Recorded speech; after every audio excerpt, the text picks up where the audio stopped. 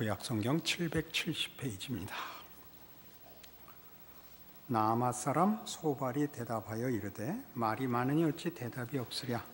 말이 많은 사람이 어찌 의를 다 함을 얻겠느냐. 네 자랑하는 말이 어떻게 사람으로 잠잠하게 하겠으며 네가 비웃으면 어찌 너를 부끄럽게 할 사람이 없겠느냐. 내 말에 의하면 내 돈은 정결하고 나는 주께서 보시기에 깨끗하다 하는구나. 하나님은 말씀을 내시며 너를 향하여 입을 여시고 지혜의 오묘함으로 네게 보이시기를 원하노니 이는 그의 지식이 광대하심이라. 하나님께서 너로 하여금 너의 죄를 잊게 하여 주셨음을 알라. 네가 하나님의 오묘함을 어찌 능히 측량하며 전능자를 어찌 능히 완전히 알겠느냐. 하늘보다 높으시니 네가 무엇을 하겠으며 스월보다 깊으시니 네가 어찌 알겠느냐.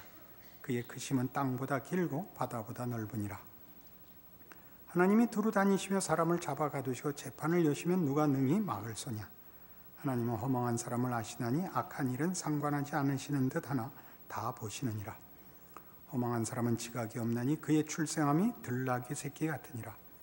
만일 내가 마음을 바로 정하고 주를 향하여 손을 들 때 내 손에 죄악이 있거든 멀리 버리라. 불의가 내 장막에 있지 못하게 하라. 그리하면 내가 반드시 흠없는 얼굴을 들게 되고 굳게 서서 두려움이 없으리니 곧 내 환난을 잊을 것이라. 내가 기억할지라도 물이 흘러감 같을 것이며 내 생명의 날이 대낮보다 밝으리니 어둠이 있다 할지라도 아침과 같이 될 것이요 내가 희망이 있으므로 안전할 것이며 두루 살펴보고 평안히 쉬리라. 내가 누워도 두렵게 할 자가 없겠고 많은 사람이 네게 은혜를 구하리라. 그러나 악한 자들은 눈이 어두워서 도망할 것을 찾지 못하리니 그들의 희망은 숨을 거두는 것이니라. 우린 첫 번째 엘리바스가 나와서 도덕률의 견고함을 근거로 하여 욥을 책망했고 욥이 자신의 경험이 그 도덕률로는 다 정리할 수 없는 깊고 더 신비한 현실이다 하는 답을 들었습니다. 두 번째 빌닷이 나와서 우리가 가지고 있는 하나님의 통치와 하나님에 대한 지식은 오랜 기간에 걸친 경험과 축적된 지혜 속에서 가지게 된 하나의 틀이다.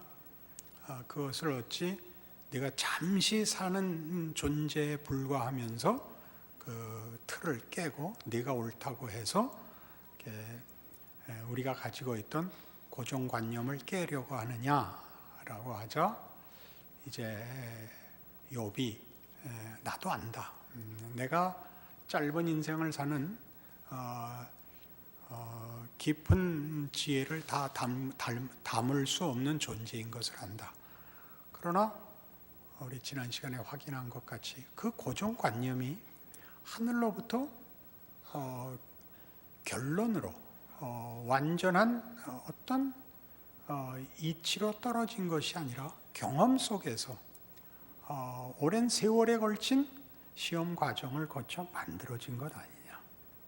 그것이 어떤 식으로 그런 결론에 이르러서 우리의 고정의 관념이 되었는지 생각해보라. 우리가 그것을 더 발전시키고 더 깊이를 파야 되는 일에 쓰일 수 있지 않느냐라는 답을 낸 것을 보았습니다. 그래서 세 번째 오늘 11장에 보는 소발은 하나님이 더 크시지 않냐. 아무르면 네가 생각하는 것을 하나님이 모르시겠느냐. 그게 이제 소발의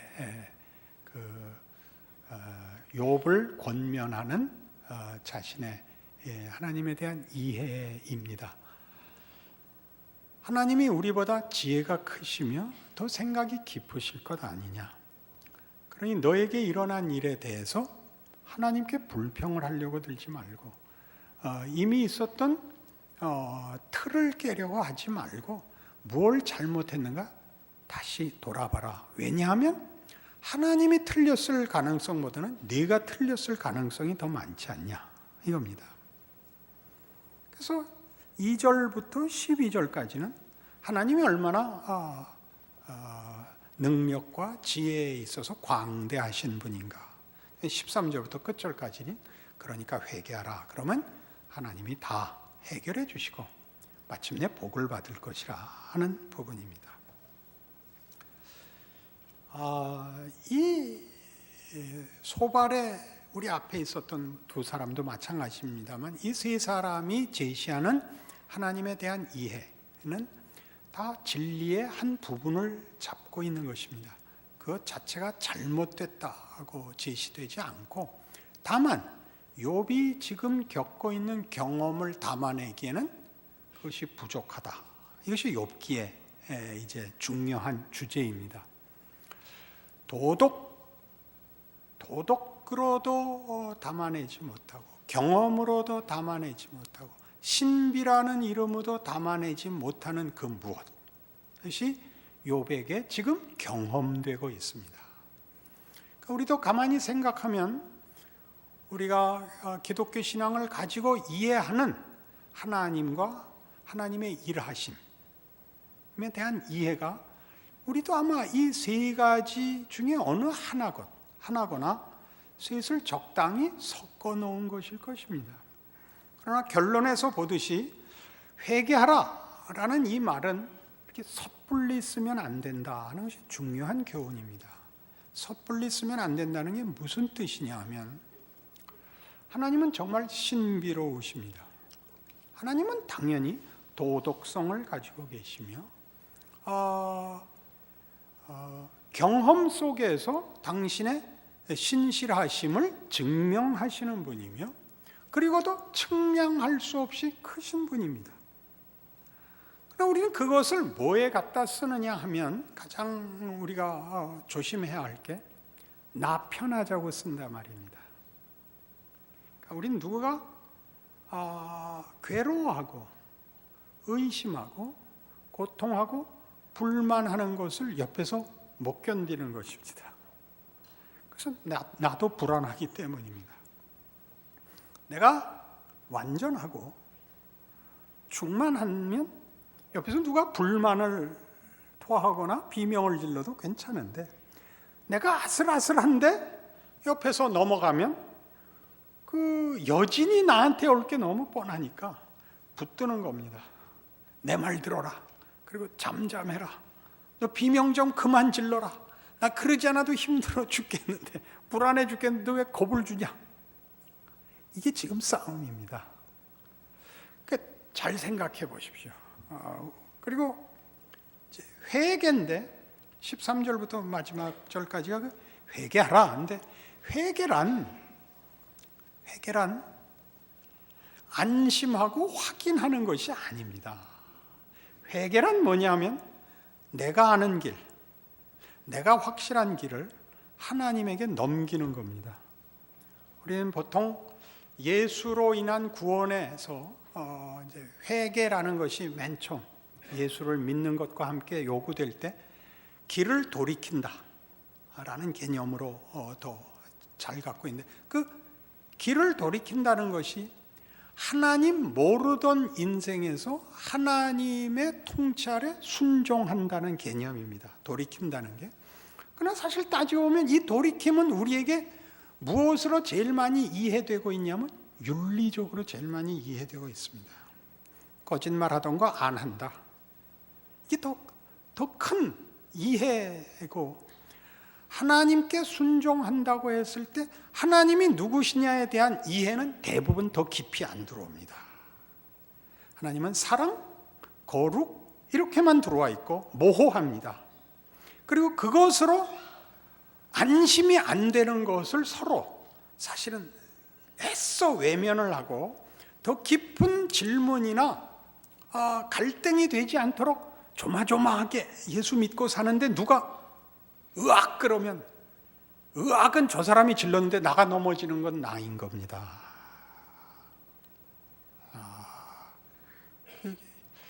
이상하게 표정들이 못 쫓아오시는 표정인데 우리 기독교가 한참 부흥했을 때 우린 사실 자신감을 가졌습니다. 그리고 지금 어려운 형편을 맞이하자 다 같이 두려워하기 시작을 했습니다. 바로 그 문제죠. 우리가 부흥했을 때 넉넉한 것도 아니고 지금 배척을 받거나 공격을 받고 있다고 해서 불안할 것도 없는 것이 예수 믿는 것입니다.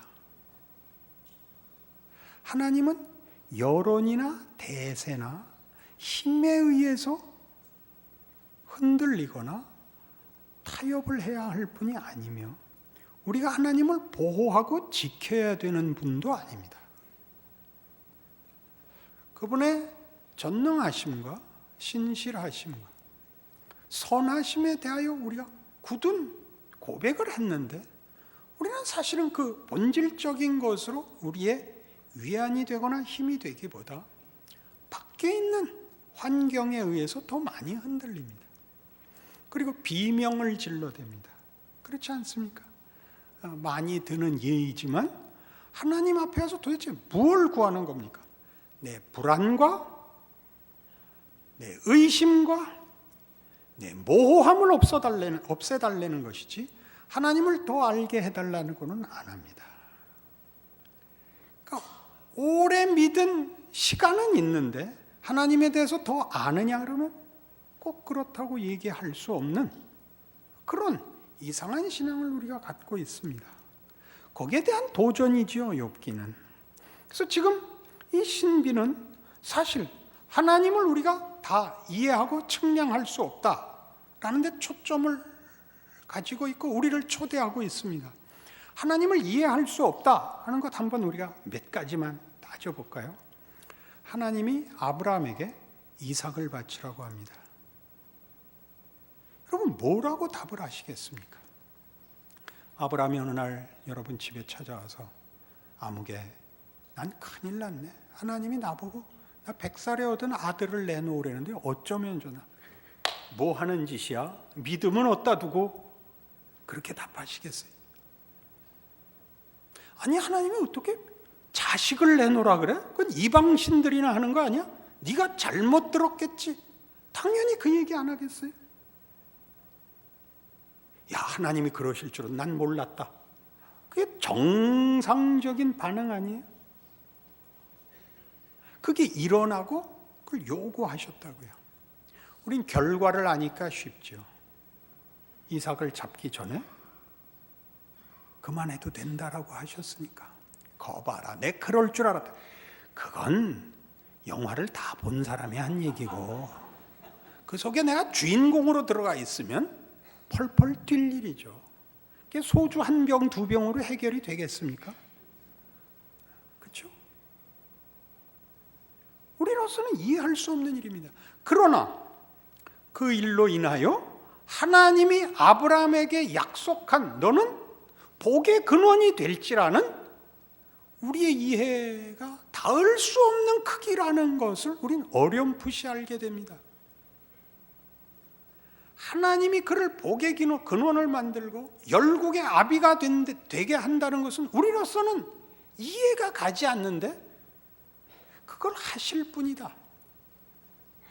우리가 모르는 방법으로 하나님의 더 깊고 무궁한 능력과 지혜의 차원에서 이런 일들은 얼마든지 가능하다라고 우리의 이해의 어떤 한계를 깨버리셨습니다.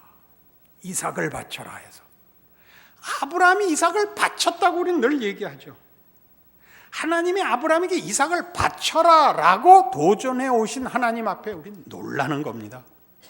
안전망, 안전한 조약, 안전한 관계, 우리가 알고 있는 종교라는 이름으로 우리가 기대하고 요구하는 그 한계를 벗어나 확 열어젖힌 문, 벽을 뚫고 들어오시는, 집을 날려버리시는 하나님 앞에 집 안의 안전망이 아니라 펼쳐진 모든 세계가 네 것이다. 그 집에서 나와라 하는 음성을 듣는 것 같은 것입니다.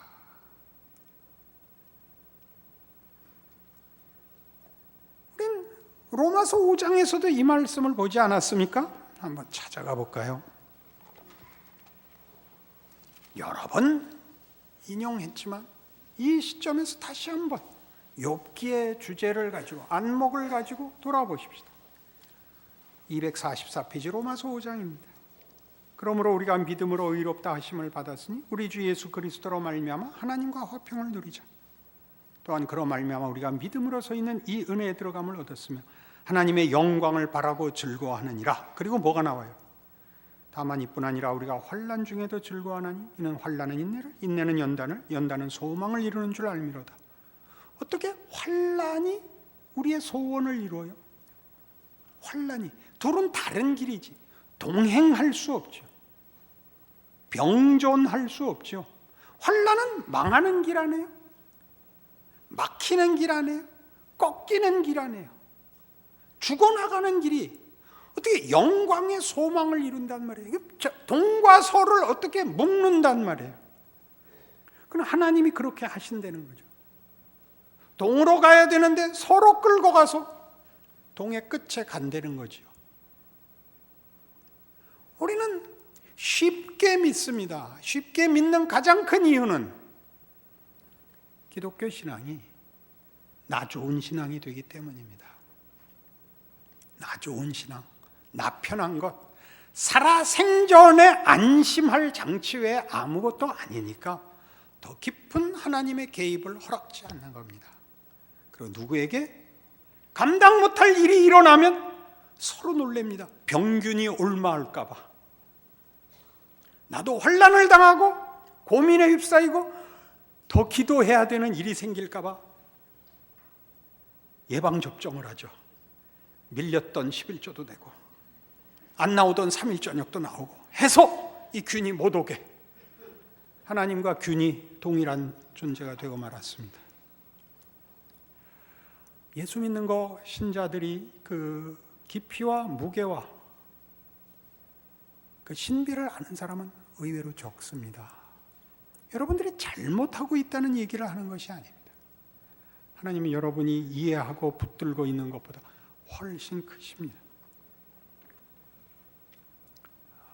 하나님이 누구시냐는 우린 단 한마디 예수 그리스도의 아버지십니다 이렇게 얘기할 수밖에 없습니다. 예수 그리스도의 아버지라는 말이 갖는 의미를 아시죠? 빌립보서 2장 아닙니까? 찾아가 보십시다. 빌립보서 2장 5절입니다. 너희 안에 이 마음을 품으라 곧 그리스도 예수의 마음이니 그는 근본 하나님의 본체시나 하나님과 동등됨을 취할 것으로 여기지 아니하시고 오히려 자기를 비워 종의 형체를 가지사 사람들과 같이 되셨고 사람의 모양으로 나타나사 자기를 낮추시고 죽기까지 복종하셨으니 곧 십자가에 죽으심이라. 죽어버렸잖아요. 죽는 것 끝장 아닌가요? 부정의 끝, 패망의 끝, 그게 죽음이죠. 그러나 그 죽음으로 이름으로 하나님이 그를 지극히 높여 모든 이름 위에 뛰어난 이름을 주사 하늘에 있는 자들과 땅에 있는 자들과 땅 아래 있는 자들로 모든 무릎을 예수 이름에 꿇게 하시고 모든 입으로 예수 그리스도를 주라 시인하여 하나님 아버지께 영광을 돌리게 하셨느니라. 하나님의 영광이 결실을 한다는 거죠. 죽음이 자기를 비우고 종이 되고 순종하여 죽는 것이 영광으로 가는 길이래죠. 우리는 이 하나님을 우리는 이해하지 못합니다. 사실을 볼 뿐입니다. 예수 그리스도의 순환과 부활에서 그 죽음과 승리가 손을 잡고 있는 것을 봅니다. 그러니 빌립보서 2장 1절 이하에 무슨 얘기 끝에 이 5절 이하가 나오는가 한번 확인해 보시죠. 그러므로 그리스도 안에 무슨 권면이나 사랑의 무슨 위로나 성령의 무슨 교제나 긍휼이나 자비가 있거든. 이거 다 기독교 신앙의 가장 중요한 일 할 때 기억하려는 거죠. 그거는 우리가 아는 승리와 확인과 힘과 그래서 결과되는 영광으로 가는 그런 순서를 밟지 않는다는 거죠. 하나님은 이 옳은 길, 하나님께 순종하는 길, 자신을 버린 길들로 우리를 죽여서 영광으로 끌고 갈 것이니까 옳고 맞고 그 말이 그 말이네요. 이래야만 되고 하는 이렇게 가느다란 선을 그어서 하나님을 이해하려고 하지 말고 얼마든지 반대까지, 옆길까지, 우회로와 짐짓 병전할 수 없어 보이는 가지까지 다 묶어도 하나님과 하나님의 하시는 일을 다 담아낼 수 없는 무한함을 그에게 바쳐 네가 오늘 가는 길에 옳음과 정당함과 무슨 순종들을, 그래서 하나의 우리가 이해하는 것으로 안전을 확보하고 모두의 항복을 받아내 힘이 되고 이게 여론이 되고 그렇게 하여 큰 소리를 치는 것으로 가지 않도록 조심해라, 이렇게 등장하고 있는 것입니다. 어렵죠? 여러분 모두 신앙생활을 하면 제가 아는 한, 제가 경험한 신앙생활의 가장 큰 시험은 이겁니다. 내가 옳고 내가 하나님 앞에 간절한데 하나님이 나를 감춰놓고 절대 확인시켜 주지 않는다는 사실입니다. 그리고 내가 봐서는 저게 가짜인데 저게 큰 소리를 치고 저게 옳고 저게 보상을 혼자 받고 있다는 사실입니다. 하나님 이건 억울합니다. 저 가짜가 왜 큰 소리를 치고 대접을 받고 이 진짜는 이렇게 묻히고 감춰지고 비실거려야 됩니까? 거기에 나오는 얘기입니다. 십자가를 봐라. 너 참아라, 너 겸손해라, 너 양보해라, 희생해라가 아닙니다. 강요가 아닙니다.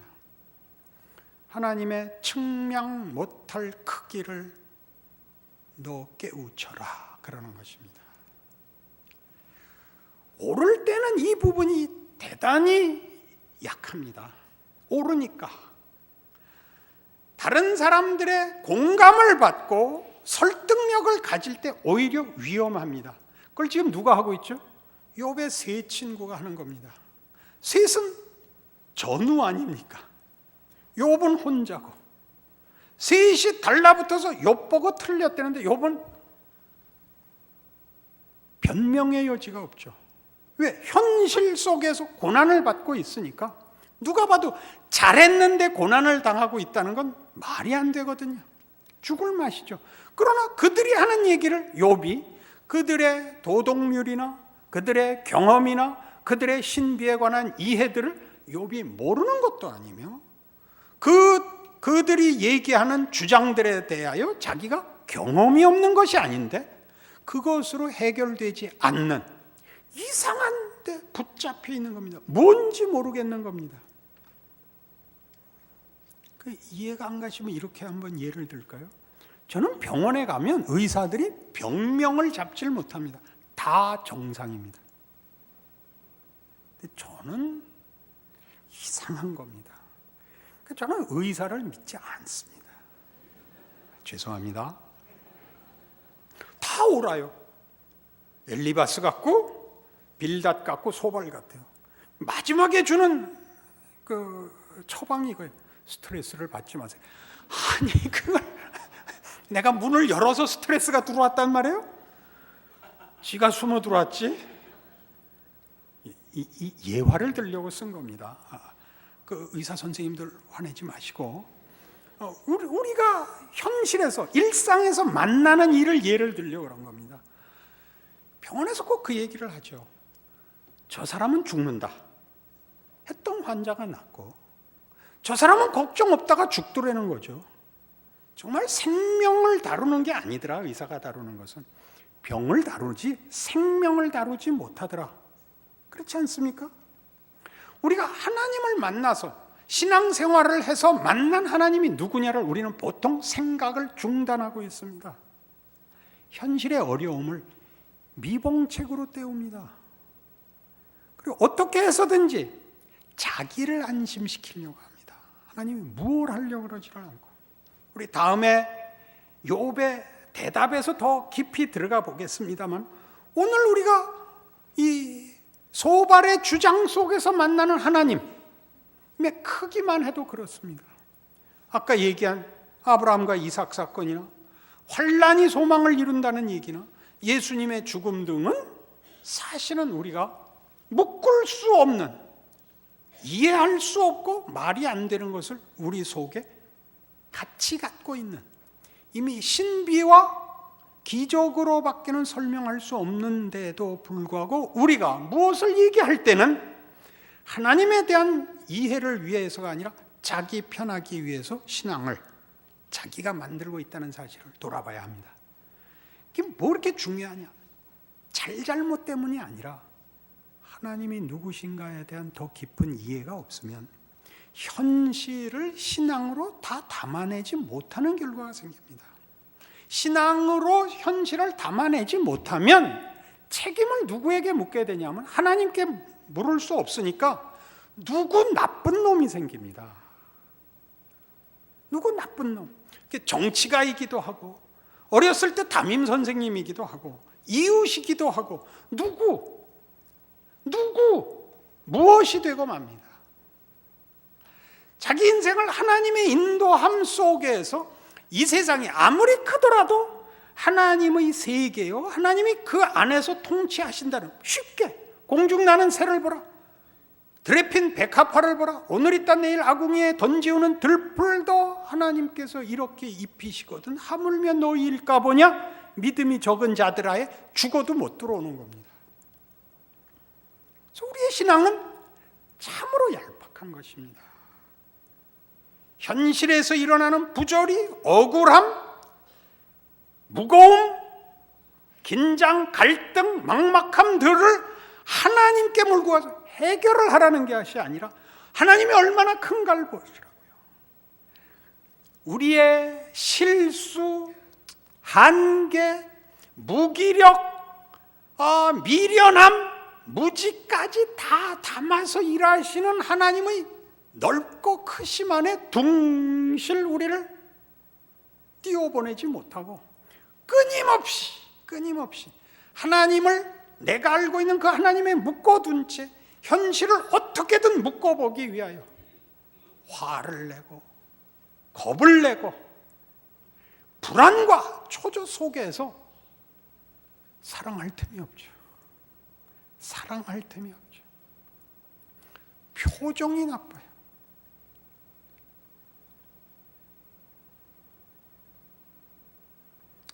너무 몰고 가면 안 되겠죠. 고린도 후서 4장에 가보십시다. 성경이 얼마나 많은 신비를 얘기하고 있는데 우리가 얼마나 피상적으로 읽었는가 보십시다. 고린도 후서 4장 7절부터 보죠. 우리가 이 보배를 질그릇에 가졌으니 이는 심히 큰 능력은 하나님께 있고 우리에게 있지 아니함을 알게 하려 합니다.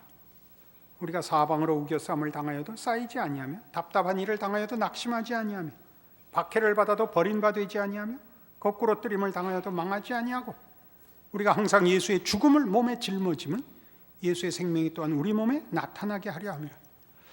죽음과 생명이 손을 잡을 수 있다는 게 말이 됩니까? 예수의 죽음을 몸에 짊어져 예수의 생명이 나타난다는 말을 여러분 곰곰이 생각해 보신 적이 있습니까? 생각을 안 한 이유를 사실 찾기 어렵습니다. 왜요? 신자의 현실은 죽음이고 그리고 그 약속은 생명 아닙니까? 죽음과 생명의 그 혼돈 속에 있으면서 굳이 물을 수 없었던 이유는 물어봤자 복잡하니까 답이 안 나오니까 혼자 해결했죠. 어려우면 십자가, 잘 되면 응답, 이렇게 메꾸고 사느라고 예수 믿는 깊이와 진정한 신비는 또 신자라는 이름으로 사는 인생과 현실을 늠름하게 살 모든 영광을 놓쳐버렸습니다. 이게 말하자면 좀 분합니다. 예수 믿는 건 나가서 무슨 훈장 달고 시위를 해야 되는 건 아니지만요. 우리 세상 사람들도 그 사업하는 친구나 무슨 다른 일에 종사하고 있는 친구들 만나면요, 그 별로 우는 소리 안 해요. 그냥 인생이 그런 거야 하고 이렇게 늠름하게 버텨요. 베테랑들 같이 말이죠. 예수 믿는 사람들이 훨씬 그 문제에 힘이 없어요. 놀라요, 놀라. 너 그렇게 살면 안 돼. 좋은 의미로 그러는 줄은 압니다. 그것 밖에는 자신의 정체성을 확인할 방법이 없어서 그러는 거예요. 술 먹는 동창 놔두세요. 그가 하루를 견디는 거예요. 내일을 견디기 위하여 소주 한 잔 먹는 거예요. 그거 갖고 펄펄 뛰지 마세요. 술 안 먹는 게 전부인 신앙 갖고는 안 돼요. 그게 자기를 증명할 유일한 내용이어서는 안 된다고요. 술 안 먹는 게 아니라 하나님의 신비와 부르심의 크기에 대한 항복, 현실과 자기 인생과 존재를 담아낼 마음의 용기, 그게 신앙이지요. 어려운 문제를 괜히 건드렸죠. 술 얘기는 하지 말고. 그럼 담배 얘기를 할까요? 우리가 얼마나 기독교를 치사한 문제를 걸어가지고 증명을 해야 될 만큼 가난해졌는지 아시겠어요? 술 아니면 담배 얘기밖에 할 게 없어요. 우리가 가난하다니까.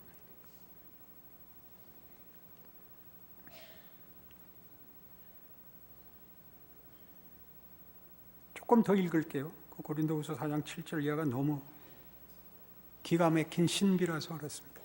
우리 살아있는 자가 항상 예수를 위하여 죽음에 넘겨지면 예수의 생명이 또한 우리 죽을 육체에 나타나게 하려 함이라.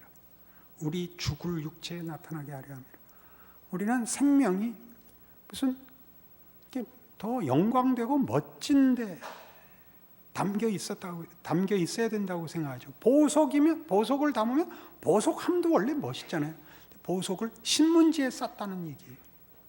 예수의 생명이 우리 죽을 육체에 나타나게 하려 함이라. 그런즉 사망은 우리 안에서 역사하고 생명은 너희 안에서 역사하느니라. 이거 어떻게 죽어서 생명을 만든단 말이에요. 여러분 기억나는 구절 있죠? 하늘의 밀이 땅에 떨어져 썩지 아니하면. 그렇게 외워서 때우죠. 외워서 때우지 그렇게 살아내지 못하죠. 예수 믿는 존재가 되세요. 예수 믿는 인생을 사세요. 예수를 믿어 현실과 맞대결을 하세요. 맞대결을 하세요. 도망가서 술 먹냐 담배 먹냐 싸우지 마시고 세상을 이기세요. 그런 하나님의 이 욥에게 준 이 시련, 도전은 너무나 크고 큰 겁니다. 하나님이 누구시냐에 관한 문제입니다. 하나님은 다만 옳고 그른 것을 판단하시는 하나님, 상을 주고 벌을 주는 하나님,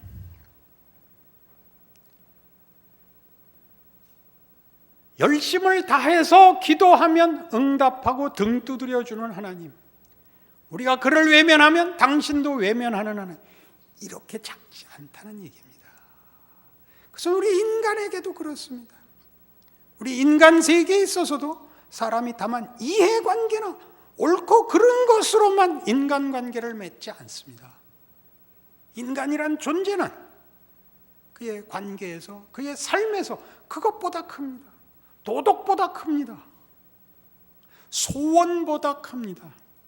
무엇가 이루어졌으면 좋겠다는 건 다만 무슨 부자가 되고 무슨 높은 지위를 얻고 건강해지고 라는 소원이 그 사물로 비유되고 있는 것이지, 행복이란 그것보다 언제나 큽니다.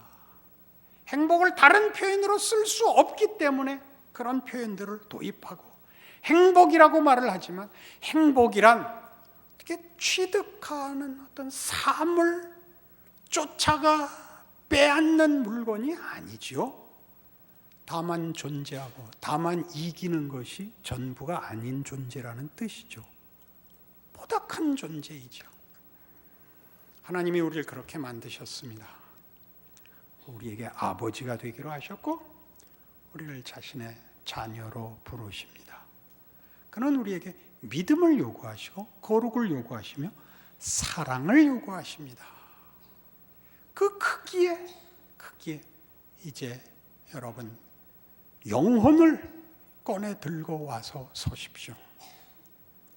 그리하여 하나님을 아는 것이 무엇인지를 하나님 앞에 물어 우리 삶에 제일 큰 영향을 미치고 위협인 세상과 현실을 이기십시오. 하나님을 아는 기쁨, 그의 자녀로 사는 명예, 인생의 신비와 위대함, 그것을 살아갈 용기와 믿음과 기쁨과 자랑을 쟁취하십시오. 구하여 얻으십시오. 그리하여 남의 얘기 듣지 말고 여러분이 하나님의 자녀로 사는 기쁨을 누리십시오. 기도하십시다.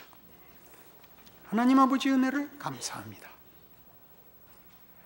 하나님은 크시고 위대하시고 광대하시고 놀라우시고 그리고 선하시고 의로우시고 우리의 아버지십니다. 우리에게는 왜 하나님보다 현실이 더 무서울까요? 현실은 아는데 하나님은 모르는 탓입니다. 세상을 만드신 하나님, 우리 인생을 예수 안에서 붙잡아 현실을 살게 하시는 하나님, 우리 아버지를 알게 하사 그 신비, 그 기적, 그 지혜, 그 사랑을 누리게 하옵소서. 세상을 이겨 하나님의 자녀라고 가슴을 내밀고 웃고 나누고 자랑하고 우리에게 주어진 인생을 하나님의 자녀라는 이름으로 걸어갈 실력과 정당한 순종을 주시옵소서. 예수님 이름으로 기도합니다. 아멘.